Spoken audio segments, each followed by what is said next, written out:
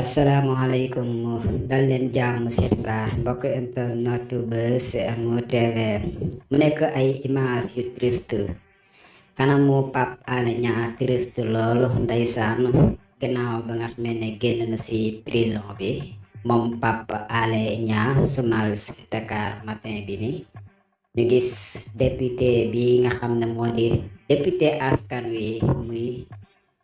Guy Marius Sagna demoon seeti ko ngeen si noon image yi nekk image yu rafet loolu ñu gis journaliste bi di Pape Alé Niang jëmmam sensé loolu ñu gis que ne grève de la faim bi nga xam ne dëkke woon na ko si kaso bi feeñ na lool si jëmm Pape Alé Niang bile